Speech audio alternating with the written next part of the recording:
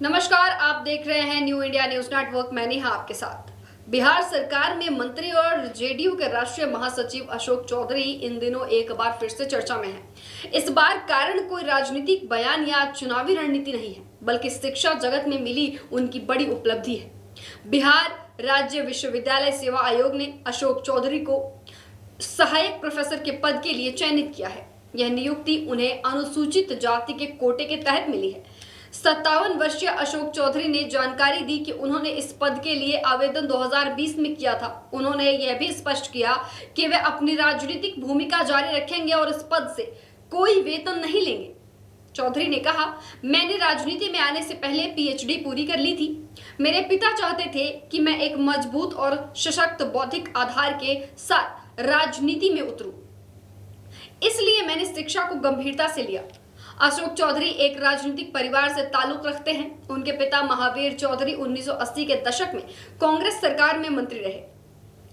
वहीं उनकी बेटी शांभवी चौधरी वर्तमान में समस्तीपुर से लोक जनशक्ति पार्टी रामविलास की सांसद है। इस प्रकार अशोक चौधरी राजनीति और शिक्षा दोनों क्षेत्रों में अलग पहचान रखते हैं।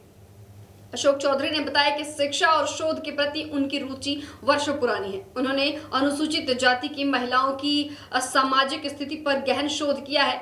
उनका यह शोध न केवल भारत में बल्कि अंतर्राष्ट्रीय स्तर पर भी सराहा गया है।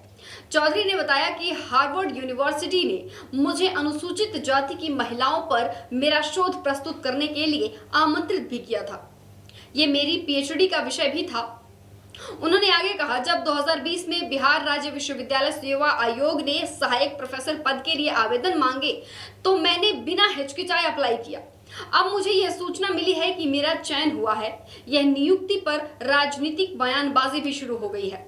मेरे कांग्रेस पार्टी ने इस पर तंज कसते हुए कहा है कि जब राज्य के युवा नौकरी के लिए दर बदर भटक रहे हैं, तब एक मौजूदा मंत्री को प्रोफेसर की नियुक्ति मिल रही है।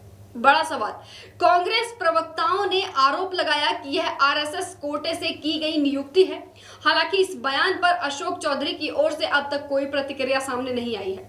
अशोक चौधरी की यह उपलब्धि शिक्षा और राजनीति के बीच संतुलन बनाने का एक प्रेरणादायक उदाहरण है। उन्होंने यह सिद्ध कर दिया है कि जनसेवा के साथ साथ शिक्षा में भी योगदान दिया जा सकता है, बशर्ते नियत और ईमानदारी होनी चाहिए अपने पास। फिलहाल के लिए इस खबर में बस इतना ही। जुड़े रहिए हमारे साथ, देखते रहिए न्यू इंडिया न्यूज नेटवर्क।